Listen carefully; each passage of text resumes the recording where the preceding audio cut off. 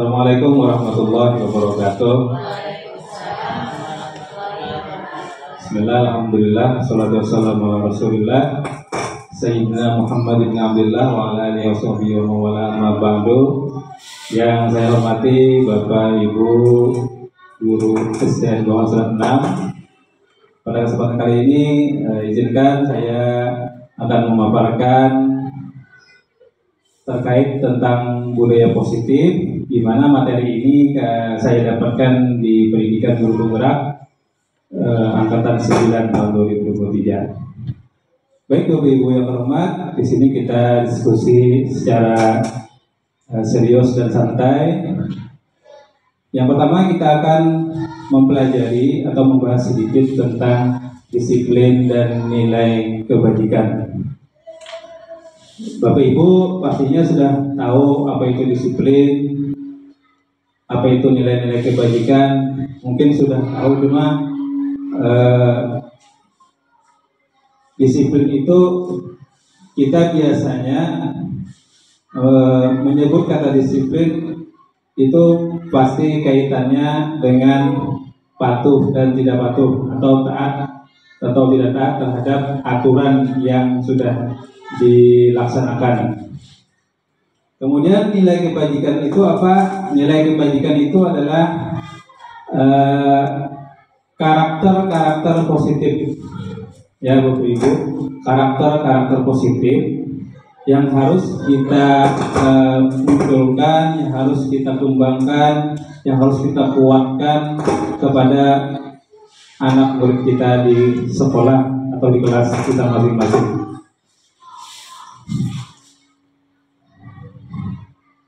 Terkait tentang kurikulum merdeka. Jadi di kurikulum merdeka ini tujuan akhirnya memang murid itu berprofil pelajar Pancasila. Nah, di antara nilai kebajikan yang universal itu, nilai-nilai positif, profil pelajar Pancasila di sekolah itu menjadi tujuan atau sasaran utama pendidikan di sekolah. Profil pelajar Pancasila itu ada beberapa dimensi, yaitu ada 6 dimensi. Yang pertama, beriman dan bertakwa kepada Tuhan Yang Maha Esa dan berakhlak mulia. Kemudian mandiri, bernalar kritis, berkebinekaan global, bergotong royong, dan juga kreatif. Ini adalah nilai-nilai kebajikan. Ini yang harus kita kembangkan di sekolah, kita ajarkan, kita didik. Salah satunya dengan memberikan teladan atau contoh yang baik kepada murid. Kita sudah melaksanakan teladan, ya, dan kita tingkatkan lagi keteladanan kita terhadap murid, karena guru itu sebagai penuntun. Artinya murid itu pasti terfokus kepada guru. Ini guru mendisiplinkan kita atau memberikan tuntunan yang baik kepada kita. Murid itu pasti nanti mengingatnya, bahkan juga dia bisa melakukannya, meniru kita. Nah, oleh karena itu peran guru di sini sebagai penuntun ini sangat diharapkan. Berikutnya, nah kita langsung ke sikapnya saja. Sikap murid. Sikap murid yang disebut kebajikan atau nilai-nilai kebajikan universal itu diantaranya adalah toleransi, rasa hormat, integritas, mandiri, menghargai, antusias, empati, keingintahuan, kreativitas, kerjasama, percaya diri, komitmen. Ini diantaranya. Nah, Bapak Ibu, untuk kali ini mohon pengalamannya, berbagi pengalaman kepada kita semua tentang sikap-sikap murid di kelas ibu masing-masing. Bagaimana sikap mereka? Adakah sikap mereka itu tidak mencerminkan nilai kebajikan atau mencerminkan nilai kebajikan? Baik, mungkin perwakilan dari kelas 6 bisa menyampaikan atau berbagi pengalaman kepada ibu. Persilakan. Ya, berbagi pengalaman ibu. Bagaimana sikap murid di kelas 6? Apakah mereka nilai kebajikannya sudah bagus atau perlu bimbingan lagi? Persilakan kepada Ibu Kemti.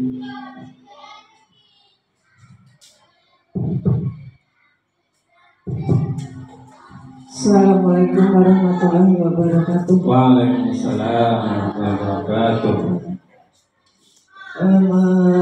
Untuk nilai-nilai kebajikan, namanya anak-anak ini Kak, memang tetap harus ada bimbingan dari kita. Kadang-kadang anak-anak itu malah lebih menurut sama gurunya, walaupun kadang-kadang anak-anak itu seperti itu. Kayak Adit itu misalnya, dia tuh pintar, bagus, hormat, ketemu dimanapun pasti juga menyapa. Cuma kadang-kadang tuh agak emosian, Adit gitu. Agak emosian. Memang maunya ditegur, pintar aja. Cuma kalau mengerjakan misalnya sama temannya, aku tadi jawabannya benar, sekalinya ikut padel salah, pasti tuh Pak. Emosi banget, muncul langsung. Iya. Itu Adit yang kelihatan menonjol banget di situ Pak Adit. Kalau yang lain ya kita pintar aja sudah Pak. Adit sama Andri, kalau Andri tertua, Adit aja yang kelihatan banget itu sikapnya. Memang harus ya sabar Pak, kadang-kadang. Adit kadang-kadang nyolot aja kalau ngomong, karena dia emosi, jengkel sama teman. Apalagi kalau temannya salah, pasti dia yang benar kan. Iya. Menunjukkan rasa egonya juga. Iya. Betul sekali. Ya itu, walaupun yang lain juga perlu bimbingan juga kadang-kadang kalau rasa hormat sama guru aja bagus aja semuanya, sama teman-teman bagus Pak.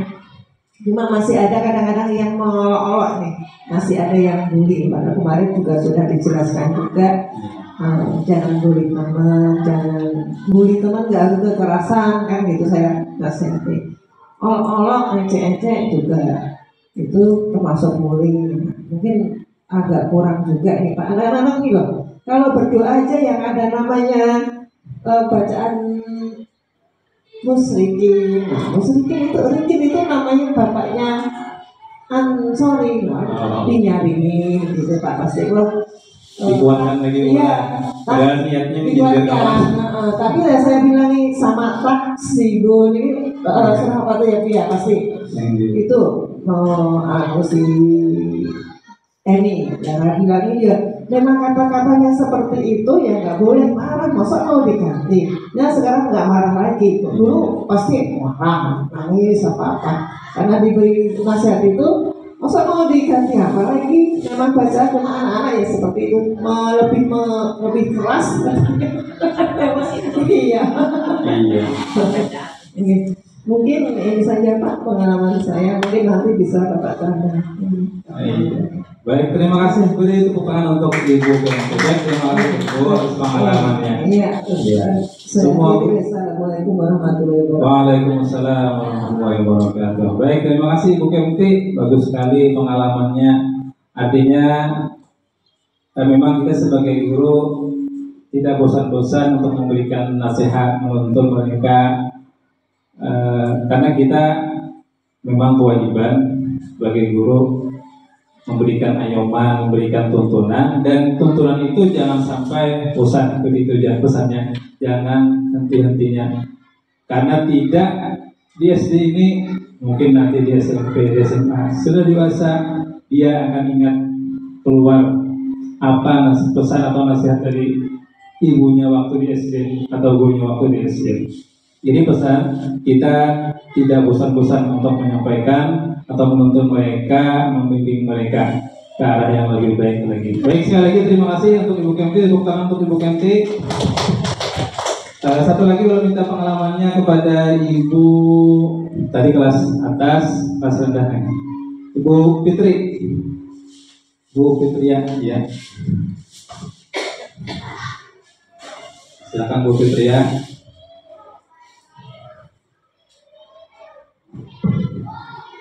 Assalamualaikum warahmatullahi wabarakatuh.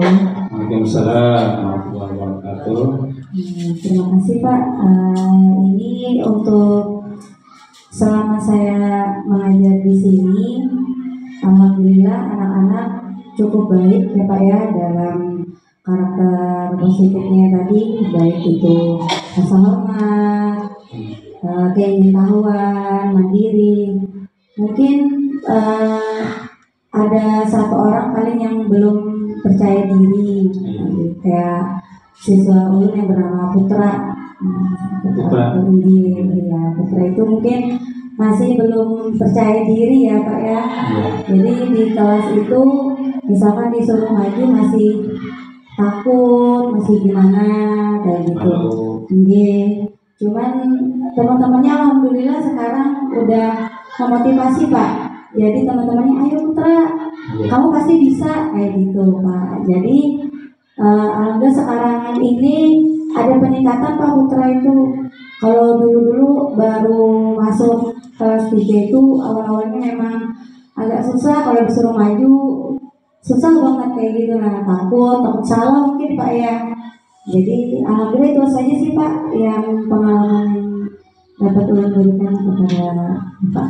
Ya, baik, terima kasih untuk Ibu Fitria, tepuk tangan untuk Ibu Fitria sudah berbagi pengalaman kepada kita. Ya, tadi Ibu Kemti mungkin emosional anaknya ya, si Adit emosional, dia boleh dikatakan arogan lah sedikit dari kawan-kawannya.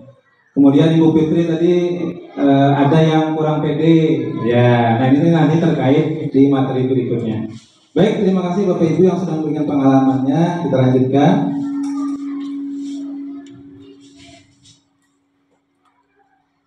Ini banyak sekali ya Bapak Ibu, nilai-nilai kebajikan itu sebenarnya universal sifatnya, tidak hanya di kita aja.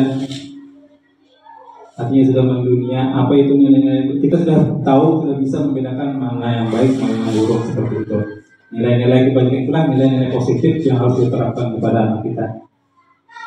Tidak hanya di sekolah, di rumah pun atau dimanapun, kita pasti akan atau harus melaksanakan nilai-nilai positif tersebut. Baik, kita lanjutkan lagi ke materi berikutnya.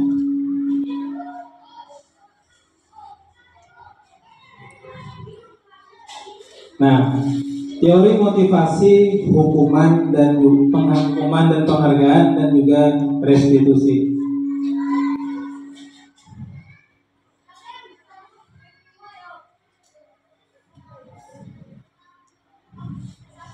Tiga motivasi perilaku manusia.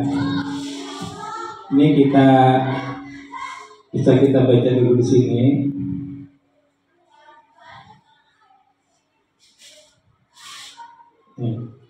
Kita mencoba mengeksplorasi mandiri, artinya kita berusaha membayangkan kepada diri kita aja dulu.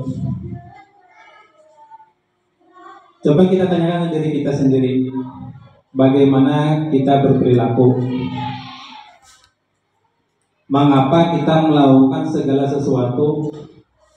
Apakah kita melakukan sesuatu karena adanya dorongan dari lingkungan? Ada dorongan lain mungkin? Bahkan terkadang kita melakukan sesuatu karena kita menghindari rasa sakit, ada ketidaknyamanan.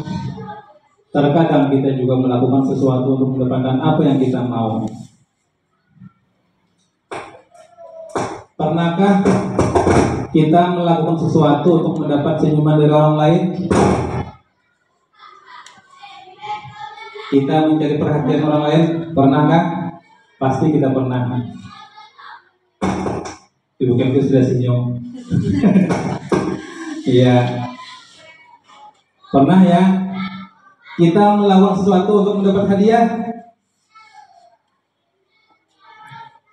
Pernah.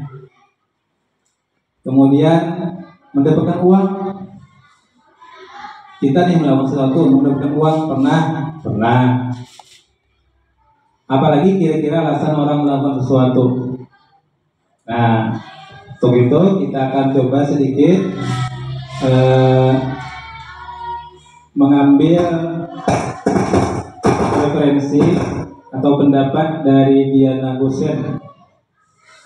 Diana Gosen ini orang luar. Ada 3 motivasi perilaku manusia. Yang pertama, untuk menghindari ketidaknyamanan atau hukuman.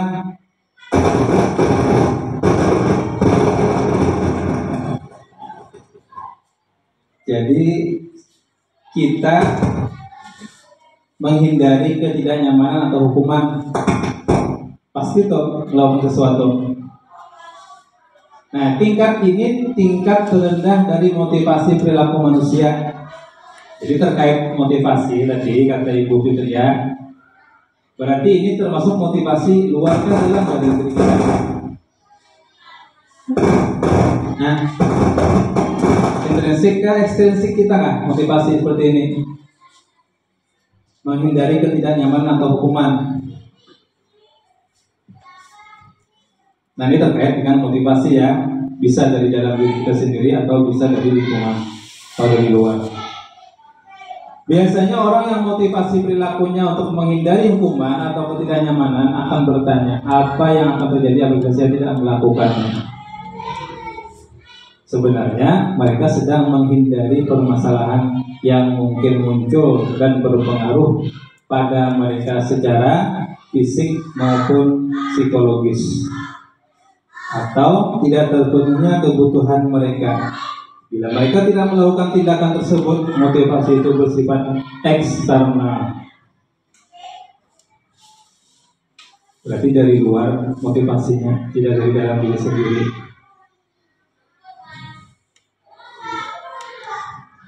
Jadi orang berbuat sesuatu itu ada kebutuhannya, ya, ada kebutuhan. Nanti kita belajar lagi.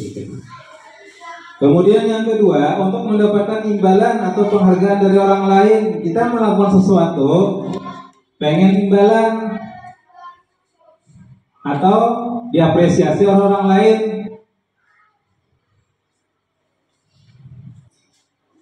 Satu tingkat di atas motivasi yang pertama. Nah, jadi ini tadi yang pertama kan terendah nih. Nah, bila kita berbuat untuk meminta atau mengharapkan imbalan atau penghargaan, berarti itu sebenarnya di posisinya di atas daripada yang pertama tadi. Di sini orang berperilaku untuk mendapatkan imbalan atau penghargaan dari orang lain. Orang dengan motivasi ini akan bertanya, apa yang akan saya dapatkan apabila saya melakukannya? Mereka melakukan sebuah tindakan untuk mendapatkan pujian dari orang lain yang menuntut mereka penting, yang menurut mereka penting, dan mereka letakkan dalam dunia berkualitas mereka. Mereka juga melakukan sesuatu untuk mendapatkan hadiah, pengakuan atau imbalan. Motivasi ini juga bersifat eksternal juga. Ada upahnya, ada penghargaan, ikut berbuat berarti itu masih di eksternal. Seperti itu Bapak Ibu. Berikutnya yang ketiga, untuk menjadi orang yang mereka inginkan dan menghargai diri sendiri dengan nilai-nilai yang mereka punya.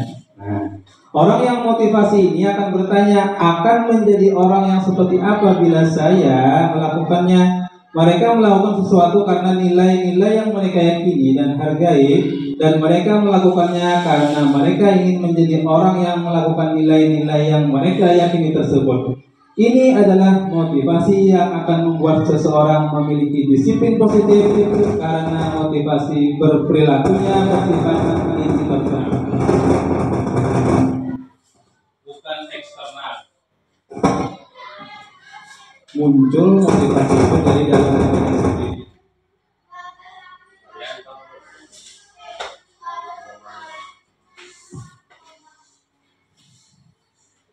Nah, inilah yang diharapkan. Jadi, melakukan sesuatu itu berdasarkan motivasi dalam diri kita sendiri. Bilanya kita melakukan sesuatu berdasarkan nilai disiplin, nilai kebaikan dari dalam diri kita sendiri, itulah yang disebut dengan mendisiplin atau disiplin positif diri sendiri. Nah, itu artinya.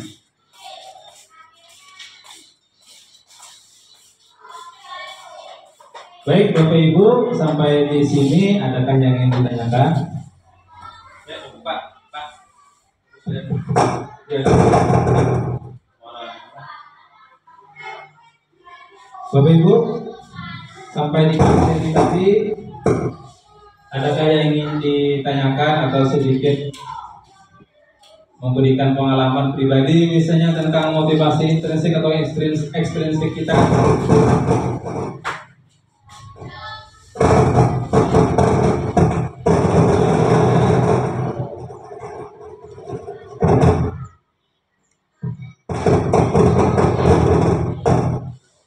Kalau tidak ada, kita lanjutkan ke materi berikut. Ada Bapak Ibu?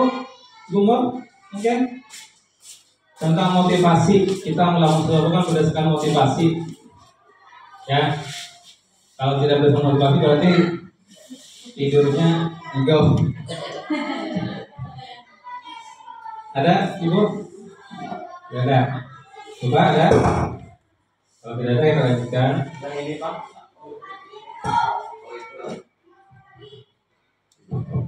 Ya. Baik, kita lanjutkan ke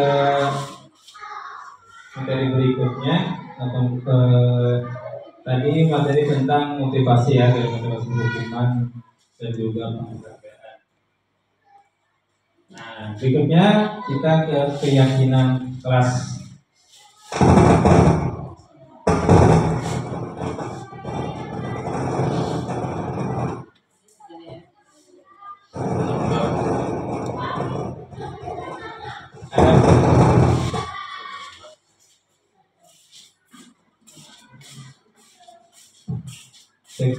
Ya, ada pertanyaan pemantik. Mengapa keyakinan kelas? Mengapa tidak peraturan kelas saja? Kenapa harus keyakinan kelas, tidak peraturan kelas? Mungkin ada yang bisa menjawabkan? Kenapa itu disebut keyakinan kelas, Bu? Tidak peraturan kelas? Peraturan kelas lebih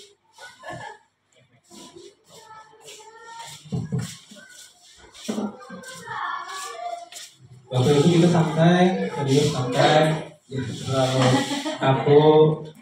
Berdasarkan pengalaman kita juga sampaikan, berbagi kita di sini. ini Pak, menurut saya nih, kalau peraturan tuh rasanya lebih apa ya? Lebih kejam ya. Daripada tidak diatur. Lebih harus begitu loh Pak. Iya, kayaknya lebih apa? Haruskan itu Pak. Iya. Dengan memaksa. Memaksa. Kalau apa tadi? Kalau keyakinan kelas, Keyakinan kelas mungkin lebih rileks kayaknya. lebih santai. Oke, Pak. Oke, terima kasih Ibu Kemti. Tepuk tangan dulu untuk Ibu Kemti memberikan jawaban kepada kita. Ya, mengapa keyakinan kelas tidak peraturan kelas? Ya, betul kata Ibu Kemti tadi. Kalau ya, sifatnya mungkin memberatkan, terlalu berat, ada hukuman itu mungkin membuat dia jerah atau malah sebaliknya. Tapi kalau keyakinan kelas, nah ini langkah-langkahnya tadi langkah-langkah kegiatan kelas itu bagaimana? Jadi guru sama murid berdiskusi sama-sama, menyelesaikan permasalahan. Disitulah nanti murid atau guru itu menyampaikan usulan-usulan yang harus kita sepakati, yang harus kita yakini. Walaupun misalnya kayak kelas itu ada yang melanggar, misal ada yang melanggar muridnya, apakah mesti diberi hukuman atau harus diberi hukuman kah, diberi sanksi kah? Nah ini nanti terkait di materi berikutnya, ada lagi berkelanjutan. Baik, terima kasih dulu untuk Ibu Kepti yang sudah memberikan jawaban. Kemudian yang kedua, mengapa adanya keyakinan kelas penting untuk terbentuknya sebuah budaya positif?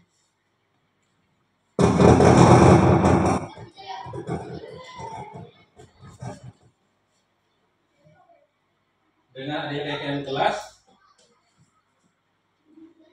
bisa membentuk budaya positif, ya. Kebiasaan-kebiasaan yang baik, yang positif, sikap-sikap yang positif. Mungkin di sini kita minta pendapat dari Ibu Murtini, bagaimana atau bisa menjawabkan di pertanyaan nomor 2 ini. Dengan adanya keyakinan kelas itu bisa membuat budaya positif. Mungkin Ibu bisa memberikan jawaban atau masukan sedikit. Gumor bisa?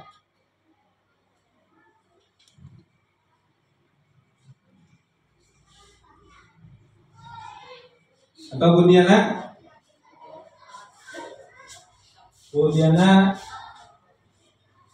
sudah membuat keyakinan kelas. Yang sudah membuat keyakinan kelas apa Bu yang sudah? Yang ada keyakinan kelasnya sudah ada dibuat Ibu Mutia mungkin? Ya. Ya, Bu Mutia. Ibu Mutia kayaknya sudah ada menempel tuh di kelas, keyakinan kelas. Terima kasih atas waktu yang diberikan kepada Ulun. Ulun mencoba menjawab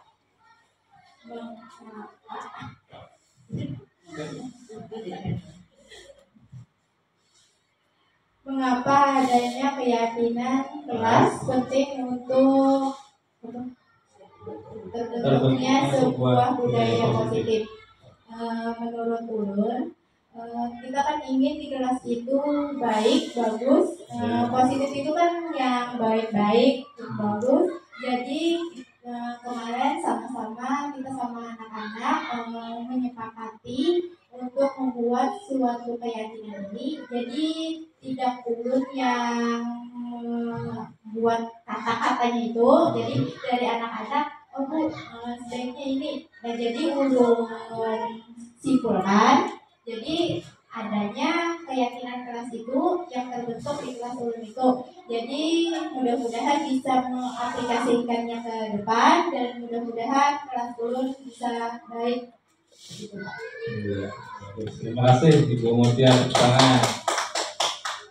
Pernah tidak ada yang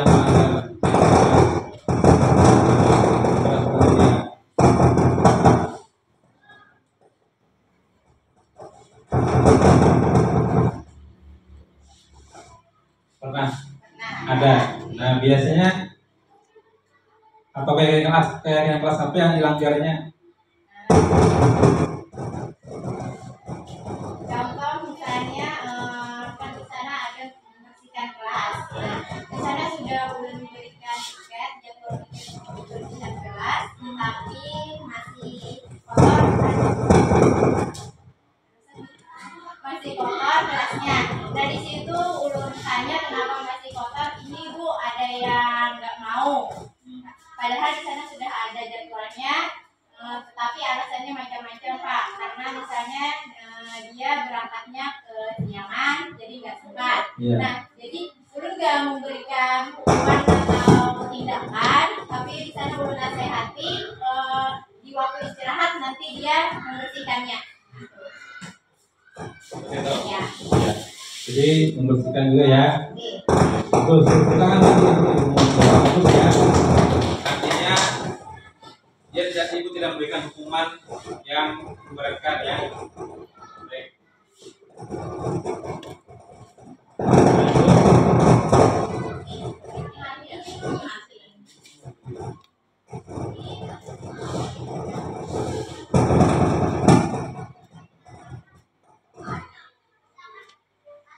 Nah, jadi nilai-nilai yang kelas itu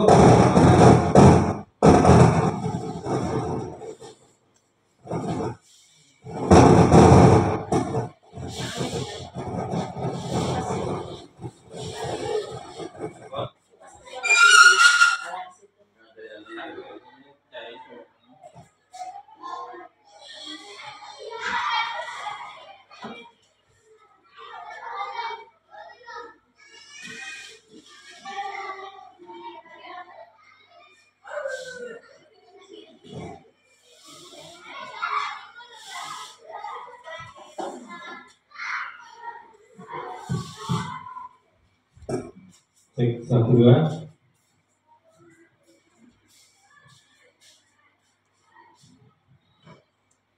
Ya, jadi keyakinan itu merupakan nilai-nilai keselamatan ya, atau nilai-nilai kesehatan. Itu keyakinan.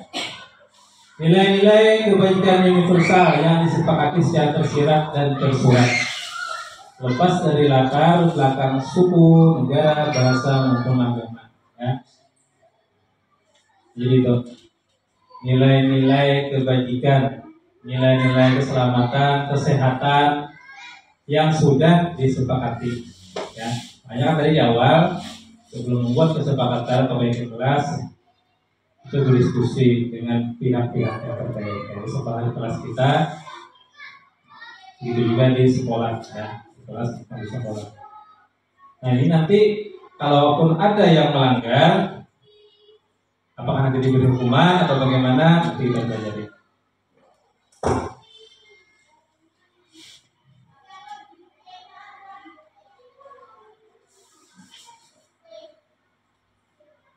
Nah misal ibu mau membuat menciptakan program kebajikan misalnya. Nah ibu buat dulu daftar kebajikan baik di kelas, di sekolah, buat aja dulu. Nah, semuanya baik dibuat oleh murid atau guru misalnya. Nah nanti tentukan yang sesuai ya, yang menjadi esensi utamanya tuh apa di sekolah kita atau di kelas kita, misal disiplin waktu misalnya. Nah itu kan harus, berarti itu yang dibuat selain nilai-nilai kebajikan yang lain tadi, yang lebih mengenanya apa nih di kelas kita nih, di sekolah kita nih, misal gitu. Nah terakhir kalau sudah dibuat, ya kayak buat dari poster atau apa gitu ya, supaya semua tahu ya, dan semua meyakini nanti, semua harus meyakini kan itu kesepakatan mereka. Yakini, walaupun ada nanti yang tidak, yang melanggar kehendak tersebut, apa nanti konsekuensinya. Ini Bapak Ibu sudah bersama memahami, jadi ini sudah membuat juga bukan dari kelasnya. Ini penguatan di sini. Baik, ini terkait tentang bagian kelas. Saya rasa sudah cukup.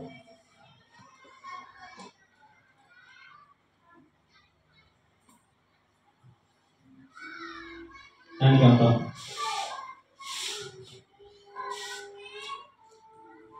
ini,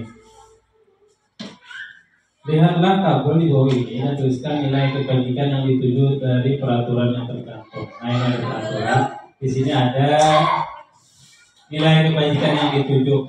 Ya.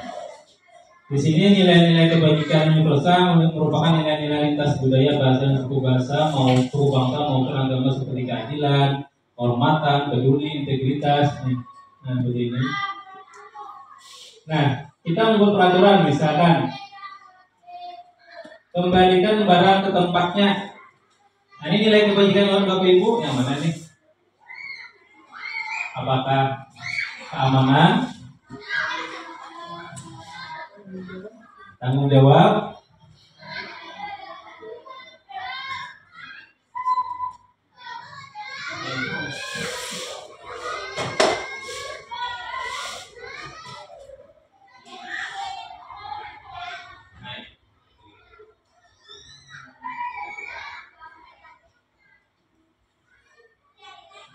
Nah, seperti ini. Contoh. Ada bagian kelas kita, misalnya kembalikan barang ke tempatnya. Nah, nilai kebajikan dari peraturan atau bagian kelas yang kita buat, yang kita sepakati itu dituju atau tujuannya kemana itu? Tanggung, bisa tanggung jawab, ya betul, bisa. Ya. Yang nomor 1 Pak. Oke, yang kembalikan barang ke tempatnya. Tanggung jawab bisa, disiplin. Oke, bisa. Ya, peduli bisa. Nah, Bapak Ibu pernah di kelas itu anak-anak misalnya mengambil ini tidak dikembalikan tempat semula? Nah, ya kan? Nah, jadi bisa dijadikan kegiatan kelas. Contoh saja. Kedua, dilarang mengganggu orang lain. Dilarang mengganggu orang lain.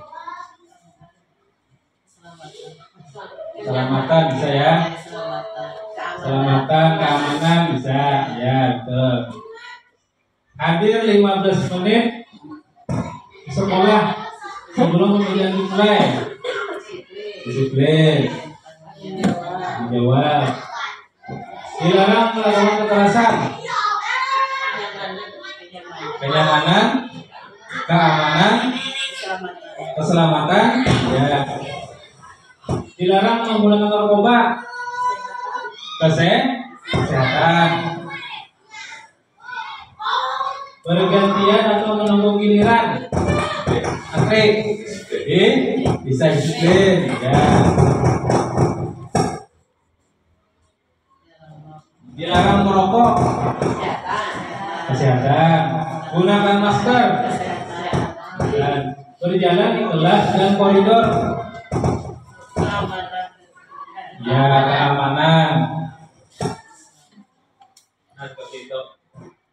Jadi peraturan atau kegiatan kelas kita harus ada tujuannya. Tujuan mana nih? Kesehatan kah? Keamanan kah? Nah, itu. Gitu, Ibu. Baik, sampai di sini. Ada yang ingin ditanyakan? Kalau tidak ada, kita lanjut. Ada Bapak Ibu? Lanjut, setuju lanjut.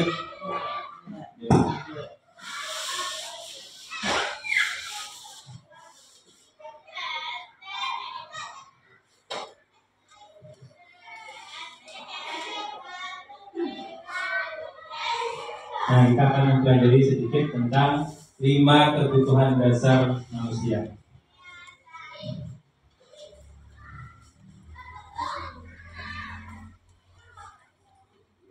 Bapak Ibu bisa lihat di sini.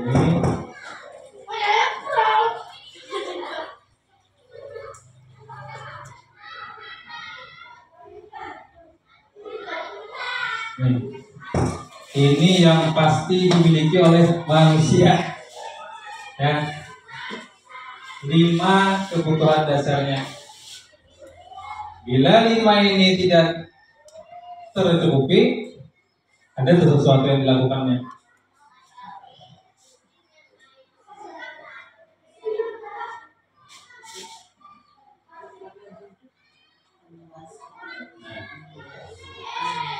Ya, 5 kebutuhan dasar manusia. Bisa lihat.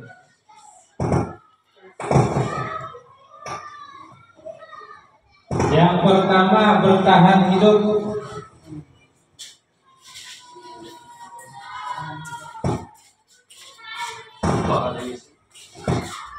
Bertahan hidup.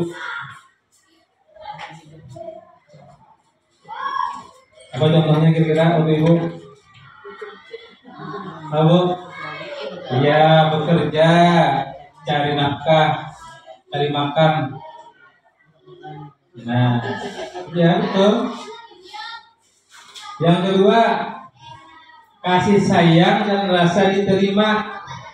Ibu di rumah kasih sayang dijual sama suami pasti ya ibu. Nah ini kasih sayang dan rasa diterima pasti sudah nih.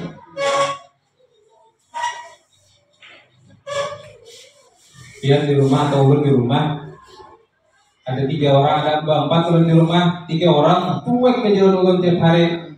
Rasanya hati ulun. Nah, kali disayangi. Bapak sendiri sih dengan laptopnya ya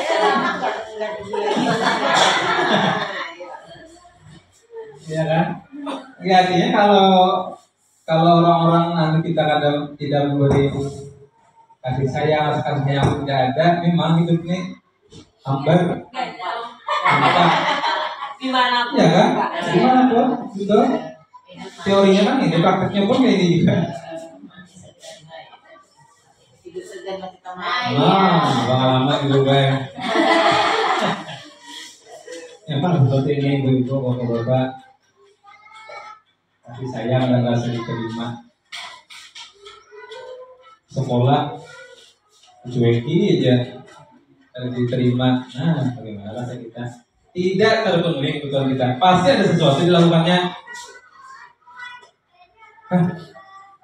Besok ikut ya, tidak dihargai juga ya. Nah, cuek aja ya. Nah, kenapa? Karena dia tidak dianggap diterima, tidak ada rasa kasih sayangnya. Yang berikutnya kebebasan.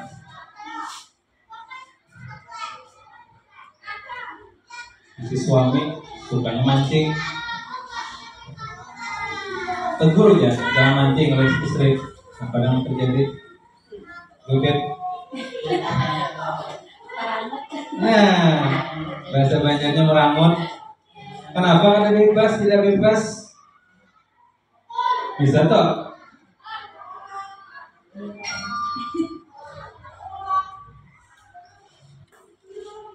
Kita guru juga kecil lagi lah. Makan di lain itu makan di warung ini. Kenapa? Karena kebebasannya ditekan. Kebutuhan hidup, ya, kebutuhan hidupnya tidak terpenuhi. Berikutnya kesenangan.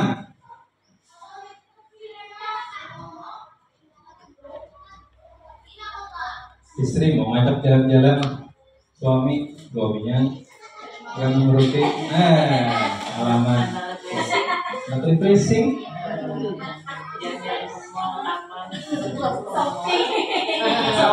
Shopping, ya, kesenangan. Kekang gitu, yang kita pakai ya misalnya ada tuh sesuatu yang dilakukannya.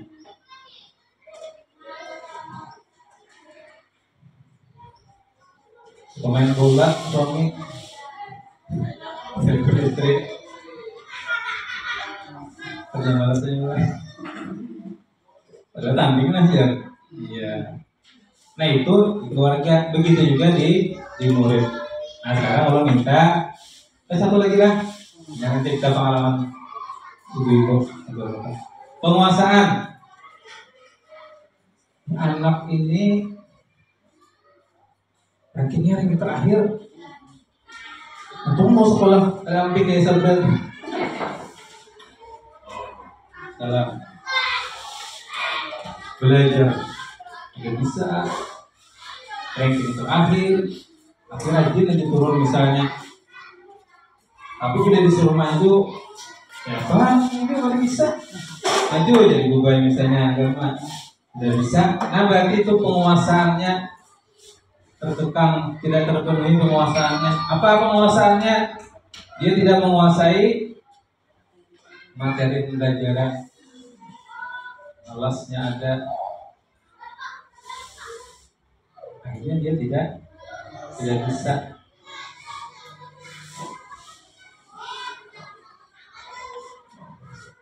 Nah jadi 5 kebutuhan dasar inilah yang ada dimiliki oleh kita pribadi, setiap manusia dan juga murid-murid kita di kelas. Bila tidak terpenuhi, ada toh perbuatannya yang bisa melanggar keyakinan kelas atau melanggar peraturan.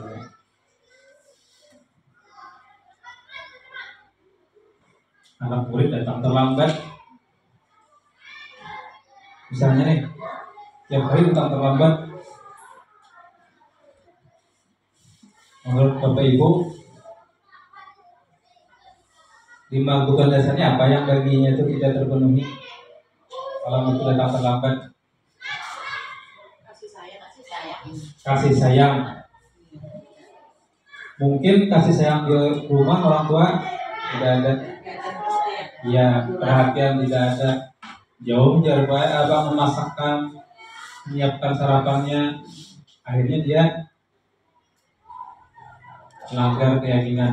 Nah itu. Nah di sini nanti kita peran kita sebagai guru yang menguasai ini.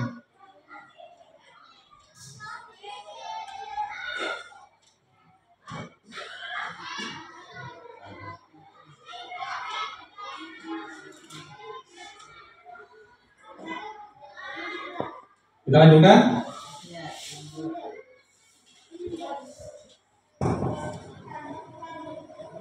Restitusi 5 posisi kontrol. Restitusi 5 posisi kontrol. Ini sama masih menurut Diana Gosen.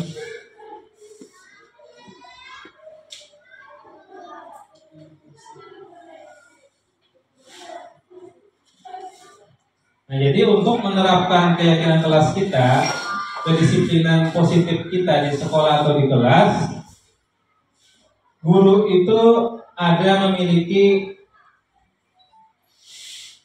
atau kebiasaan kita lah 5 posisi kontrol.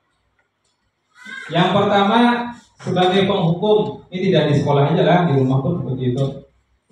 5 posisi kontrol kita nih. Pertama penghukum. Yang kedua, pembuat rasa bersalah. Pembuat rasa bersalah, artinya yang melakukan kesalahan nih merasa bersalahnya. Dari nanti posisinya bagaimana. Yang ketiga, posisi kita sebagai teman. Yang keempat, posisi kita sebagai pemantau, dan terakhir sebagai manajer.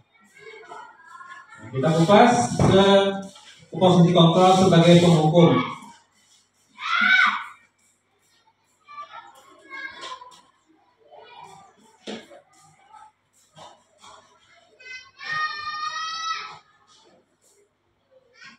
Seorang penghukum bisa menggunakan hukuman fisik maupun verbal. Orang-orang yang menjalankan posisi penghukum senantiasa mengatakan bahwa sekolah memerlukan sistem atau alat yang dapat lebih menekan murid-murid lebih dalam lagi. Guru-guru yang menerapkan posisi penghukum akan berkata, nah, jadi Bapak Ibu, penerapan ini sebenarnya nanti konteksnya kalimat pertanyaan aja nanti. Yang jadi pembedanya antara 5 posisi kontrol ini kalimat pertanyaannya aja. Kita amati dulu untuk yang suka menghukum murid besar, jadi penghukum nih. Patuhi aturan saya atau awas. Kebutuhan murid. Ini kalimatnya nih yang disampaikan oleh penghukum. Patuhi aturan saya atau awas. Untuk bodoh sepertinya. Kamu selalu saja salah. Kamu selalu saja salah. Ketiga, selalu, pasti selalu yang terakhir selesai. Itu sini kami. Ya. Guru seperti ini senantiasa percaya hanya ada satu cara agar pembelajaran bisa berhasil, yaitu cara dia. Cara kita sendiri. Itu kalau gurunya menghukum, kontrolnya sebagai penghukum, pokoknya Abu Bang yang bujur misalnya sebenarnya. Abu Bang yang bujur sudah. Nah, itu kalau posisi itu. Ini kita masing-masing itu Ibu. Ini kita mengetahui seperti ini kan. posisi penghukum, posisi kontrol sebagai penghukum. Yang kedua, pembuat merasa bersalah. Orang yang melakukan melanggar keyakinan nih, dia itu merasa bersalah. Pada posisi ini biasanya guru akan bersuara lebih lembut. Pembuat rasa bersalah akan menggunakan keheningan yang membuat orang lain merasa tidak nyaman. Bersalah atau rendah diri. Jadi yang melakukan ini bisa dropnya karena bersalah. Untuk ke pesimisnya. Nah, kata-kata yang keluar apa? Ibu sangat kecewa sekali dengan kamu. Nah, ibu sangat kecewa sekali dengan kamu. Tidak perlu jawaban murid itu. Artinya ibu sudah mengeluarkan kecewaannya pada murid itu kalau dia sebagai pembuat merasa bersalah. Yang kedua, berapa kali Bapak harus memberitahu kamu ya? Berapa kali ya Bapak mau memberitahu kamu? Ketiga, gimana coba kalau orang tua kamu tahu kamu gugur begini? Nah, di posisi ini murid akan memiliki penilaian diri yang buruk tentang diri mereka. Ini menganggap dirinya itu buruk karena salah, membuat ibunya kecewa di rumah atau ayahnya, di sekolah juga membuat gurunya kecewa. Nah, murid merasa tidak berharga dan telah mengecewakan orang-orang yang disayanginya. Ini saat atau posisi kita di pembuat merasa bersalah. Lanjut. Sekali lagi untuk mengingatkan, ini hanya permainan konteks kalimat tanya, ya, menyesuaikan. Sebagai teman, guru pada posisi ini tidak akan menyakiti murid, namun akan tetap berupaya mengontrol murid melalui persuasi. Ya.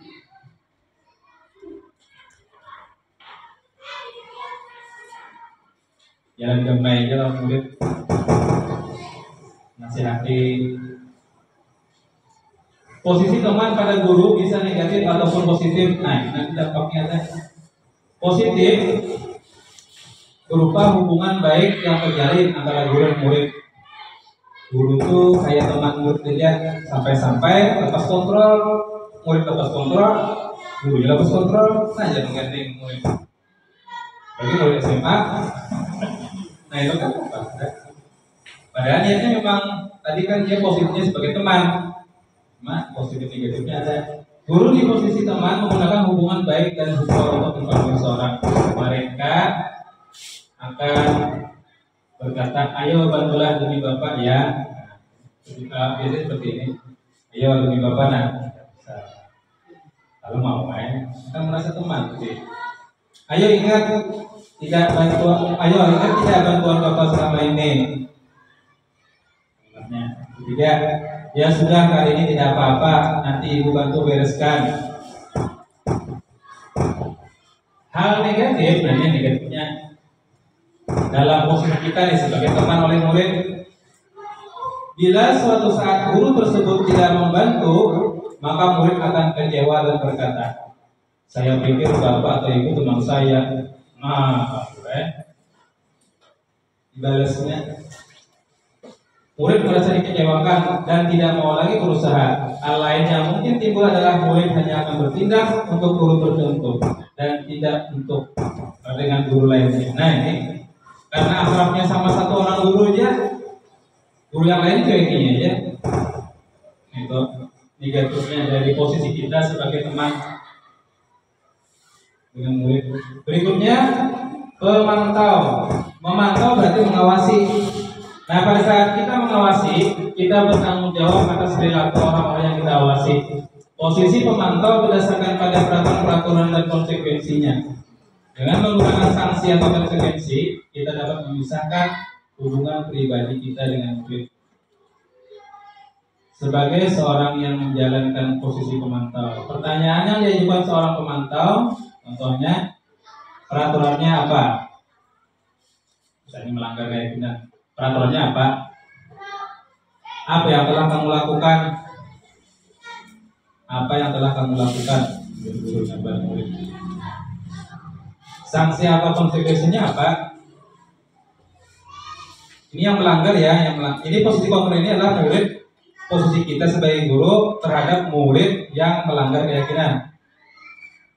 Seorang pemantau sangat mengandalkan penghitungan, catatan, data yang dapat digunakan sebagai bukti atas perilaku seseorang. Posisi ini akan menggunakan stiker, slip catatan, daftar cek. Posisi pemantau sendiri berawal dari teori stimulus respon yang menunjukkan tanggung jawab guru dalam mengontrol murid. Ada catatan khusus. Jadi kita sebagai pemantau, nih kita punya catatan nih. Si Ahmad misalnya jam tugas sudah 4 kali, ada turun, jadi ada turun sudah 2 hari, nah itu catatan kita tuh. Kita menyiapkan catatan kita, itu bukti nanti seperti itu. Terakhir, posisi sebagai manajer. Posisi terakhir manajer adalah posisi di mana guru berbuat sesuatu bersama dengan murid, mempersilahkan murid mempertanggungjawabkan perilakunya, mendukung murid agar dapat menemukan solusi atas permasalahan sendiri. Nah, di sini kita diharapkan di posisi yang kelima, posisi sebagai manajer, ya. Kenapa? Karena di situ bersama-sama murid, ya, mempersilahkan murid mempertanggungjawabkan perilakunya, mendukung murid agar dapat menemukan solusinya dan permasalahannya sendiri. Ada jalan keluarnya, ya, tanpa memberikan sanksi. Nah, bila kita posisi kita sebagai murid, nanti kita pelajari ini berkaitan dengan acuannya nanti ke restitusi, ya, segitiga restitusi, namanya segitiga restitusi.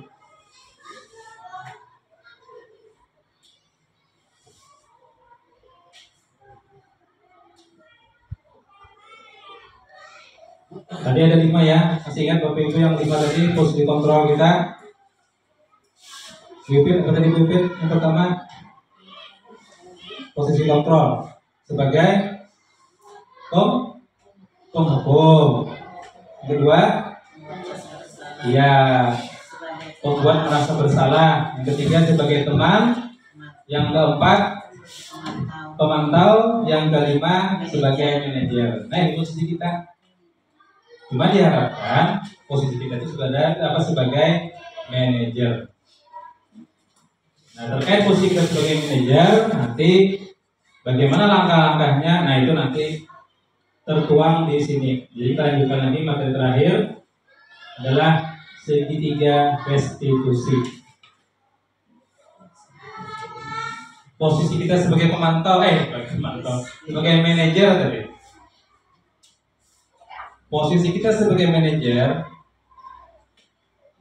yang kita lakukan apa? Nah, ini langkah-langkahnya. Segitiga restitusi.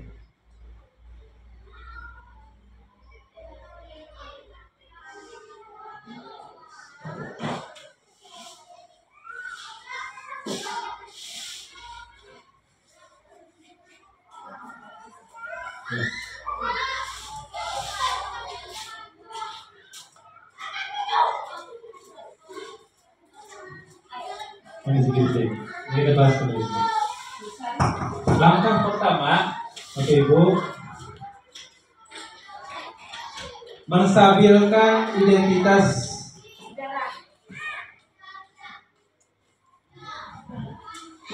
teori kontrolnya. Kita semua akan melakukan hal terbaik yang bisa kita lakukan.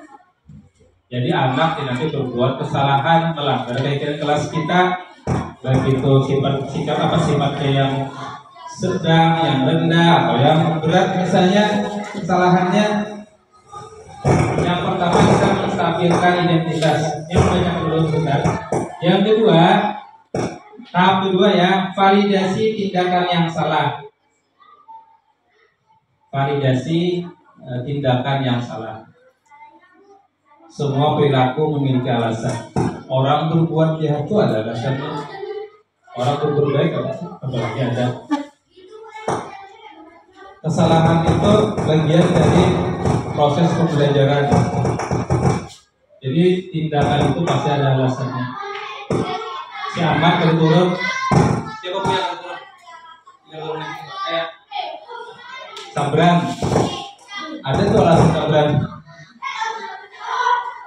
Atau siapa yang sering Alpan? Ada tuh alasannya. Ya. Yang terakhir, di tahap terakhir adalah menanyakan keyakinan. Nah, nanti motivasi internal dalam diri kita ini muncul oleh murid ya. Murid ini salah sudah, kita sebagai manajer ini tahapan yang kita laksanakan.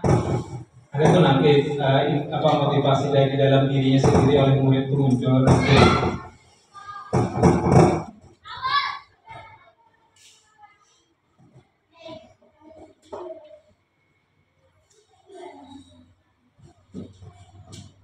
Ibu, segitiganya ini langkah-langkahnya dan juga bentuknya segitiga restitusi namanya.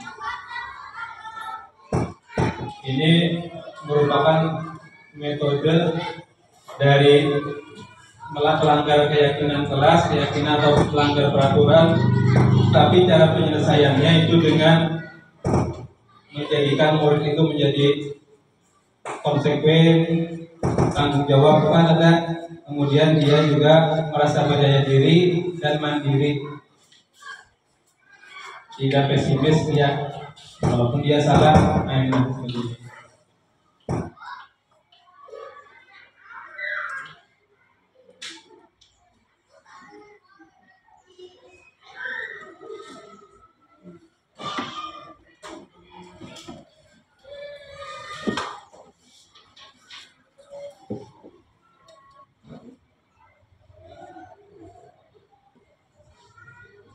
Kita coba bermain nomor 1. Bisa si Ahmad ini datang terlambat terus menerus, misalnya seminggu itu ada yang 5 kali datang terlambat terus si Ahmad nih. Nah, lalu kita panggil misalnya oleh Burpian kelasnya secara empat mata. Lalu apa yang Pian sampaikan? Nah, jadi Bapak Ibu, kita di sini hanya menggunakan kalimat tanya aja. Ya, cuma yang pas kalimat tanyanya tidak sebagai penghukum, tidak sebagai teman, tidak, tapi sebagai manajer. Kita menstabilkan identitas, artinya yang pertama, nih kalimat-kalimat yang cocok. Berbuat salah itu tidak apa-apa. Ibaratnya itu kita tenangkan dulu, tidak langsung kita tembak, tidak. Berbuat salah itu tidak apa-apa. Yang kedua, tidak ada manusia yang sempurna. Salah itu manusiawi. Dulu tahap stabilnya identitas. Saya juga pernah melakukan kesalahan seperti itu. Misalnya Pian, ibu dulu pernah juga seperti itu, bapak juga pernah juga seperti itu. Berikutnya, kita bisa menyelesaikan ini. Ya, kita bisa menyelesaikan ini, jangan takut, makanya. Bapak atau Ibu tidak tertarik mencari siapa yang salah, tapi Bapak Ibu ingin mencari solusi dari permasalahan ini. Siapa salah, siapa benar juga, tapi kita cari solusinya. Ini diantara kalimat tanya atau penguatan yang diberikan ya. Jadi restitusi ini penguatan ya. Semuanya ini langkah-langkahnya penguatan kepada murid. Nah, berikutnya di sisi validasi tindakan yang salah. Setiap tindakan kita dilakukan dengan suatu tujuan, yaitu memenuhi kebutuhan dasar. Nah, ini kerja tadi di 5 kebutuhan dasar ini mungkin tidak ada yang terpenuhi, belum ada, atau ada salah satu. Ini nanti akibatnya di pelanggaran keyakinan ini nanti.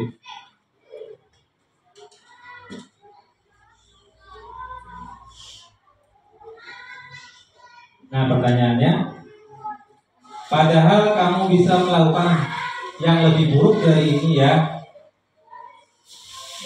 Anak nih misalnya terlambat datang, Bisa aja anak itu kan melakukan hal yang lebih buruk, habis sekolah selesai.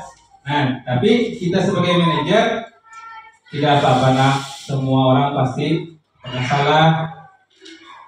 Bapak bersyukur atau ibu bersyukur sikap kamu tidak melakukan lebih dari ini sampai kamu berhenti misalnya atau sebagainya.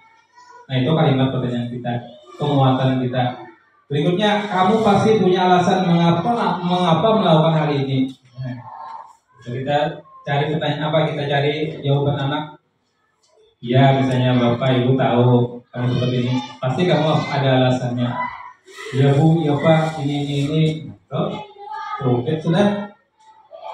Kamu patut bangga pada dirimu sendiri karena kamu telah melindungi sesuatu yang penting buatmu. Sekolah penting misalnya, tapi dia tidak berhenti. Nah, penguatan kita lagi pada murid dan sebagainya nanti.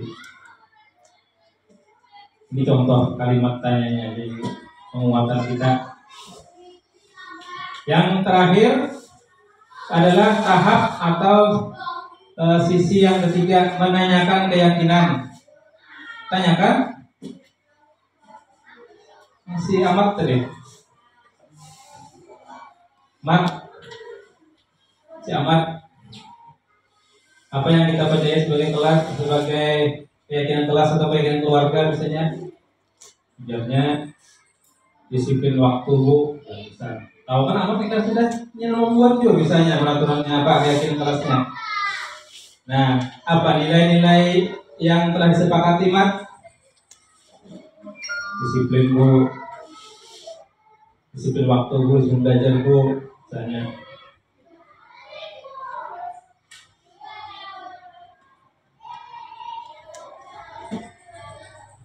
Kemudian apa bayangan kita tentang kelas yang ideal?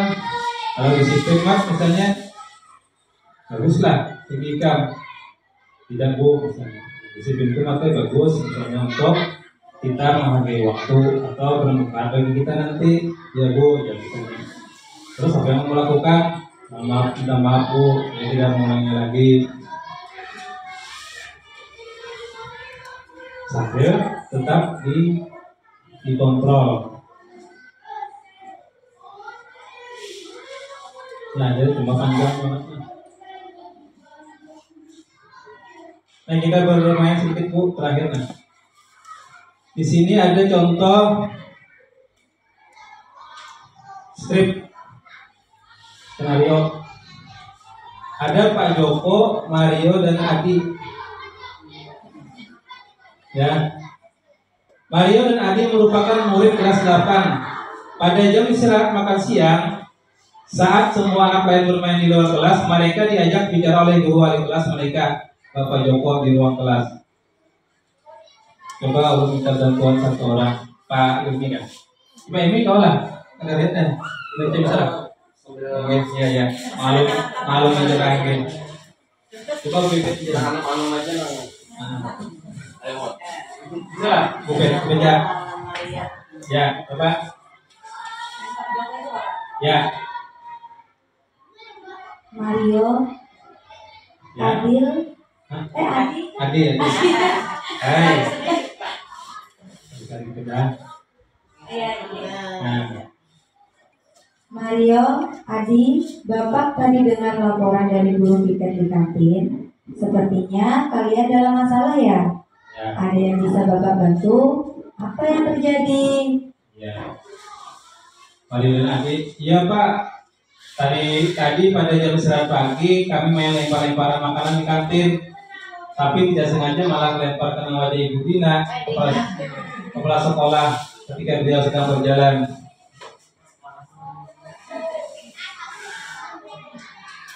Kalian main lempar-lemparan makanan di kantin karena wajah Ibu Dina ketika beliau sedang lewat. Iya Pak, dengan wajah sedih dan muka menunduk. Adi, ada informasi yang kau mau tambahkan? Kami tidak bermaksud melakukannya, tapi kami tidak sengaja. Apakah kalian tahu kalau kalian berada dalam masalah? dalam masalah sekarang? Iya Pak. Baiklah, Bapak di sini bukan untuk mencari siapa yang salah. Bapak di sini untuk mencari penyelesaian sama-sama. Berpikir sama-sama tentang apa yang bisa kita lakukan untuk memperbaiki situasi ini. Kalian pasti melakukan itu ada alasannya ya? Pasti seru ya main lempar-lemparan makanan begitu? Iya Pak. Iya, Bapak bisa melihat kalian merasa senang melakukannya. Tetapi yang kalian lakukan merugikan orang lain, sehingga sekarang kalian dalam masalah. Iya Pak. Sekarang mari kita bicara tentang keyakinan kelas dan keyakinan sekolah kita. Apa yang kita percaya, yang mana yang kalian belum tunjukkan. Kita harus bersikap baik satu sama lain, menghormati orang lain dan menghormati dirimu sendiri. Kalian berdua ingat dengan baik keyakinan kelas kita kembali kepada ketika kalian main lempar-lempar makanan dan mengenai Ibu Dina. Apakah ketika kalian lakukan itu kalian menghormati orang lain dan lingkungan? Tidak Pak. Nah, tapi kalian mendapatkan rasa senang. Menurut Bapak, ada cara untuk mendapatkan rasa senang tanpa merugikan orang lain. Bagaimana menurut kalian? Iya Pak. Nah, sekarang mari kita selalu mengindahkan keyakinan kelas kita. Besok kita ke kantin dan kalian bisa berperilaku lebih baik lagi. Iya. Tepuk tangan untuk Ibu.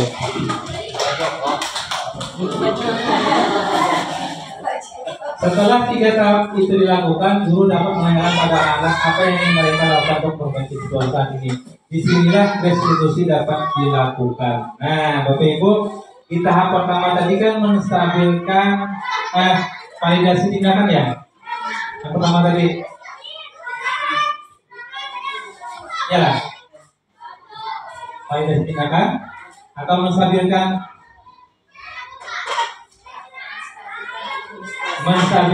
identitas. Nih, yang mana menurut Bapak Ibu, ibunya ini atau kepala sekolahnya ini menstabilkan identitas bagian mana?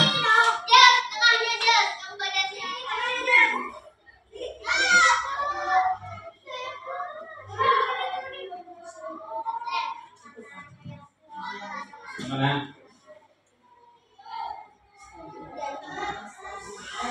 Yang main asik tadi. Asik tadi.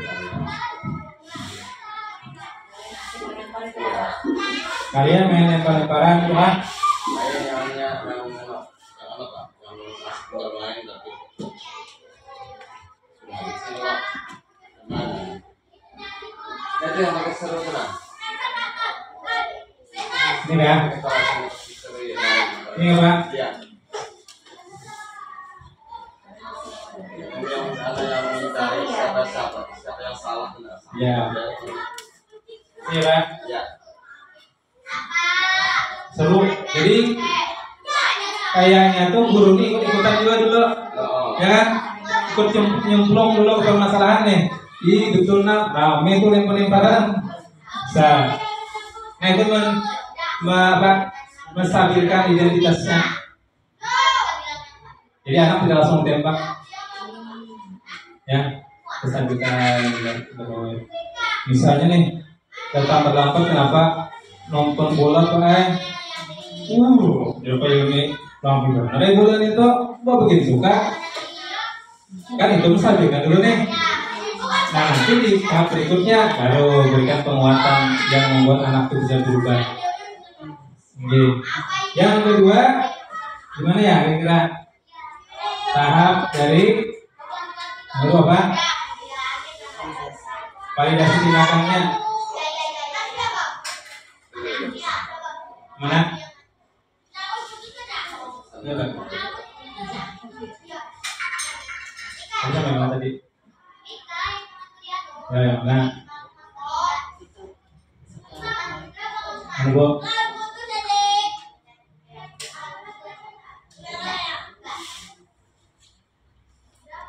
Yang kalian lakukan, biar manajer jadi ibunya, merugikan orang lain. Sehingga sekarang kalian ada dalam masalah.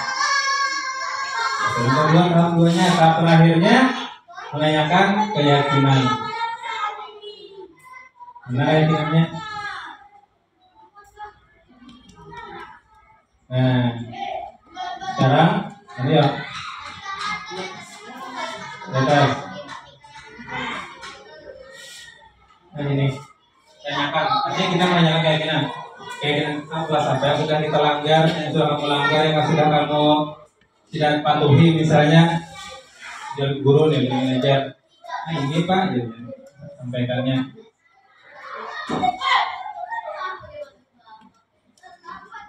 Tidak hati-hati atau mengakibatkan orang kenapa-napa misalnya. Nah di sini menguatkan lagi apa usaha kamu misalnya untuk memperbaikinya. Ya Pak, saya di kantin ini tidak makan-makan, tidak melempar-lempar lagi makanan. Baik kalau begitu, kan begitu ya. Jadi tidak ada memberikan sanksi, hanya melaksanakan langkah segitiga restitusi dengan memperdalam atau menguatkan di beberapa pertanyaan-pertanyaan di setiap langkahnya. Langkah 1, langkah 2, langkah 3. Baik, Bapak Ibu yang hormati, sampai di sini adakah yang ingin ditanyakan tentang materi? Atau sudah cukup saja? Ibu, bagaimana? Bapak? Iya. Baik, Bapak Ibu yang hormati, terima kasih atas segala perhatiannya dan kerjasamanya. Mohon maaf atas segala kekurangan. Mudah-mudahan dengan materi yang singkat ini kita bisa melakukannya di kelas kita terhadap murid kita demi kemajuan dan budaya positif yang ada di sekolah kita. Amin ya rabbal alamin. Mohon akhiri, wabillahi taufiq wal hidayah. Assalamualaikum warahmatullahi wabarakatuh.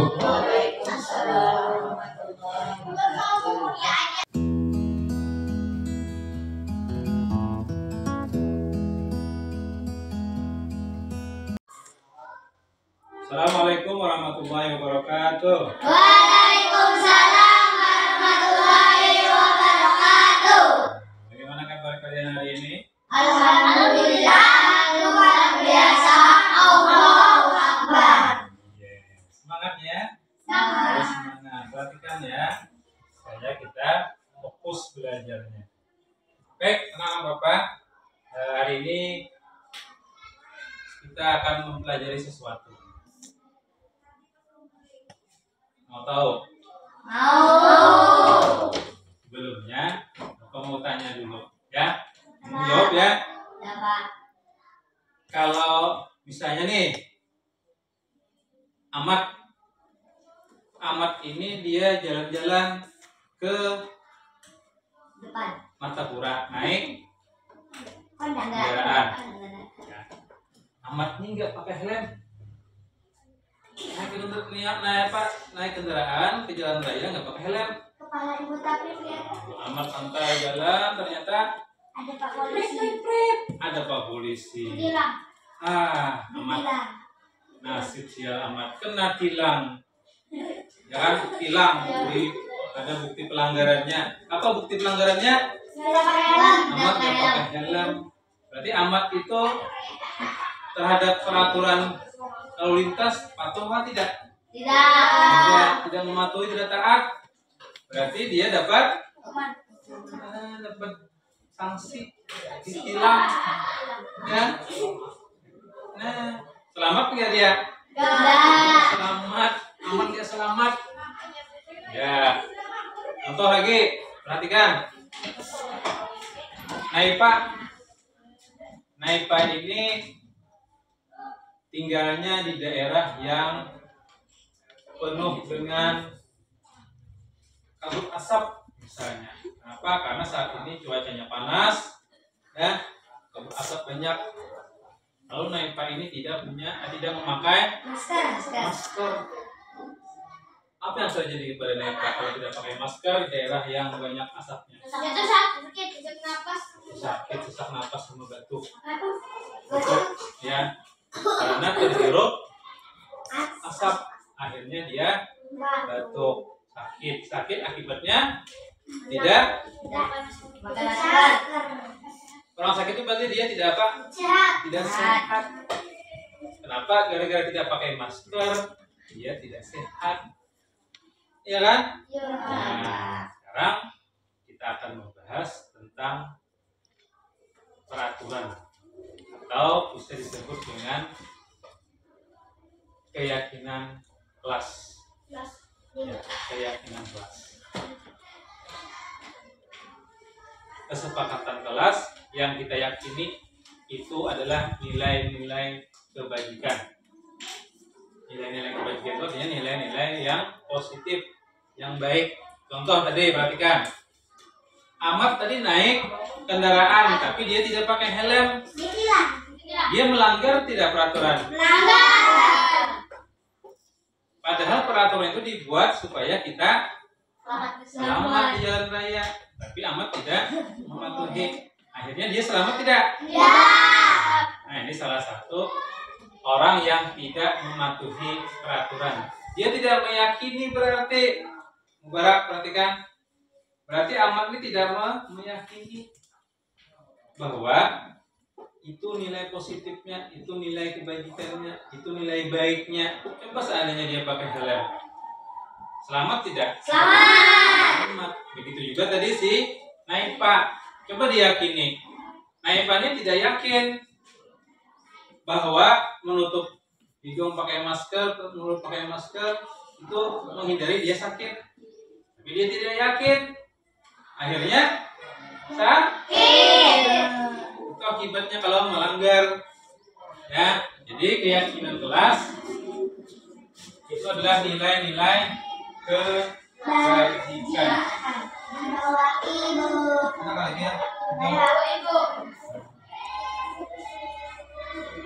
Sudah tidak apa-apa, kita pakai tulisan kalian saja nanti ya. Jadi sudah bisa dipahami, jangan Bapak baik-baik perhatikan. Apakah kalian sudah tahu apa itu kebajikan, nilai-nilai positif? Nilai-nilai yang baik ya, yang harus kita yakini. Ya, yakini di mana? Di kelas kita ya. Misalnya tadi karena dia di jalan raya, berarti peraturannya apa? Keyakinannya apa? Pakai helm kalau apa lagi? Nah, pakai masker ketika ada asap. Nah, itu diyakini, itu nilai kebajikannya. Bisa ya? Nah, sekarang terkait di kelas kita. Nih, kelas kita nih. Kita akan membuat keyakinan kelas. Nah, jadi kelas nilai-nilai kebajikannya apa saja? Nah, seperti itu, yang ringkas-ringkas saja. Membersihkan kelas di Terkait tentang misalnya datang supaya jangan terlambat bagaimana? Ya, bisa seperti itu ya. Nah, sekarang tulis di kertas kalian ini keyakinan kelas kalian yang harus kalian yakini, nilai-nilai kebaikan yang kalian yakini di kelas ini, sekolah ini. Silakan tulis. Nanti ditempelkan atau dikumpulkan di sini ya. Pak, kalau kita kebersihan apa, Pak? Ya. Diskusi. Itu kan nanti kalian yakini ya, artinya kalian patuhi, jangan dilanggar. Ya, bila dilanggar berarti tidak meyakini. Nah, yakini ya, silakan. Kalau sudah nanti silakan dibacakan. Depan sini maju.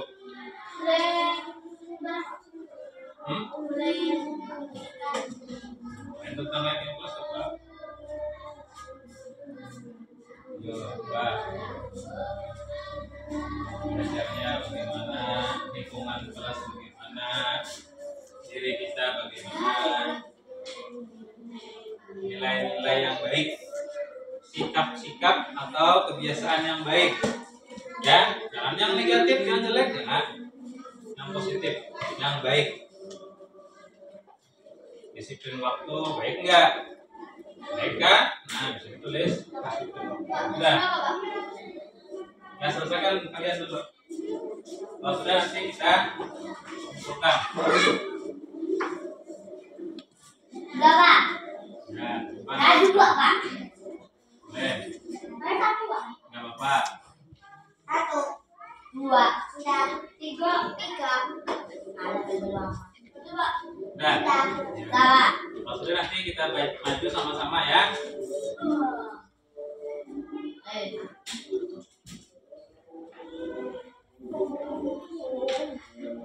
Nggak usah panjang-panjang, yang ringkas saja ya. Sudah ya? Satu cukup sudah boleh. Bacakan dulu. Ya, bacakan terus dulu. Yang baiknya aja ya. Nilai-nilai kebaikan, nilai-nilai kebaikannya, sikap-sikap baik itu. Kalau sifat-sifat yang baik itu bagaimana? Apa aja? Dan kita harus yakini di sekolah tuh yang dilanggar ya. Sudah? Ya. Silakan. Sudah sini. Kita bacakan aja ya. Oke, kita bacakan dulu. Silakan kalian bacakan. Silakan Ahmad berdiri, Mat. Yang lain sudah ya, sudah selesai sudah. Yang lain Ahmad saja dulu berdiri ya. Silakan. Keyakinan kelas yang saya buat adalah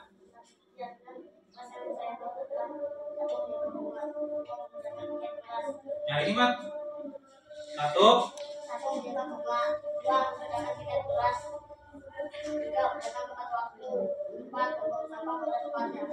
Tepuk tangan banyak sekali Mat. Lanjut ke Ariel. 1 aja cukup boleh.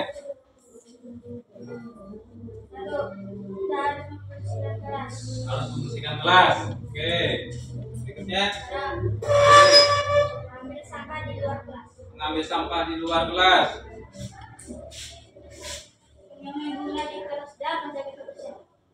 Menjaga kebersihan. Membuang sampah pada tempatnya. Buang sampah pada tempatnya. Datang tepat waktu. Membersihkan kelas jika ada sampah di kelas. Membuang sampah pada tempatnya. Ya.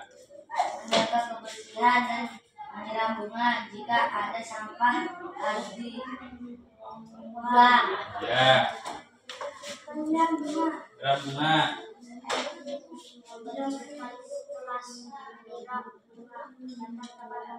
Oke.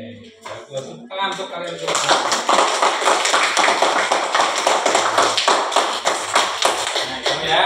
Itulah keyakinan kelas yang kalian buat dan kalian harus sepakat, harus meyakini, jangan sampai dilanggar. Paham? Itu silakan dikumpul di meja bapak sini.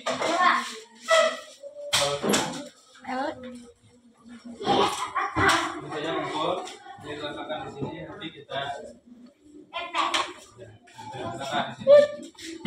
Nah, letakkan di sini. Ya, susul ya. Oke. Jangan enggak? Lagi satu lagi. 2 lagi. Oke, sudah silakan duduk. Tepuk tangan untuk kalian semua. Kayaknya kita panjang di dinding kita ya. Nah, kita pegang. Dan ini keyakinan kelas ini harus ditaati.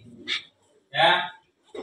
Bila tidak menaati berarti ada konsekuensinya ya kalau melanggar. Nah, Bapak berharap kalian menaati keyakinan kalian yang sudah kalian buat di keyakinan kelas. Baik, sampai di sini ada yang ditanyakan? Nah. Sudah paham ya? Nah. Nanti ini dilaksanakan ya. Ya, Pak. Jangan sampai dilanggar. Ya, kita yakini ini adalah nilai kebaikan ya. nilai kebaikan, nilai positif kita, budaya positif kita jangan sampai dilanggar. Baik, kalau sudah tidak ada pertanyaan, Bapak cukupkan sampai di sini. Terima kasih atas perhatiannya. Saya ucapkan wassalamualaikum warahmatullahi wabarakatuh. Waalaikumsalam.